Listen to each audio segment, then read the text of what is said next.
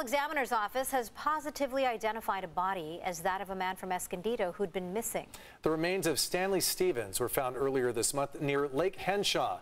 CBS 8's David Goffton talked to one of Stephens' neighbors who says officers arrested one of the dead man's former roommates.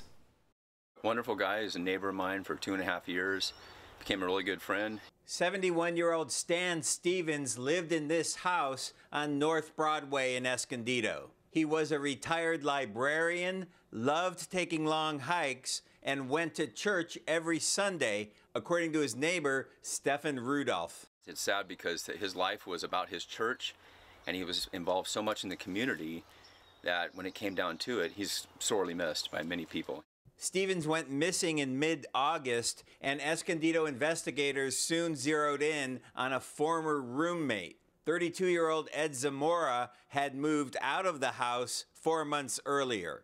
The neighbor says Zamora was a recovering addict who relapsed and started living out of his Honda Civic. I've been sober 10 years myself, and I help people now in my program, and I know that the person that did it lost his mind, literally.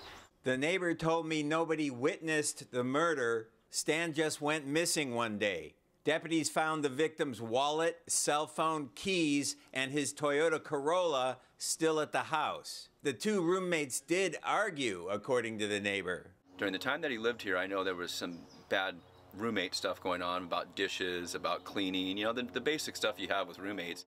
It remains a mystery why Zamora apparently returned to the house and why he may have targeted Stephens. The victim's cause of death has not been released. It was premeditated. Everything was just insanely against Stan, the most innocent person in the world, I could tell you.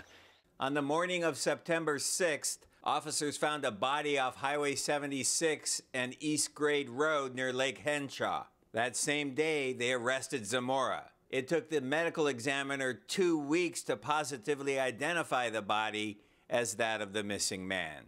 Stan wouldn't even harm a fly. There's no way he would hurt anybody. He was the nicest guy when it came to, dealing with nature, walking around, getting out there, interacting with people. Zamora has pleaded not guilty to 1 count of first-degree murder. He's due back in court in December.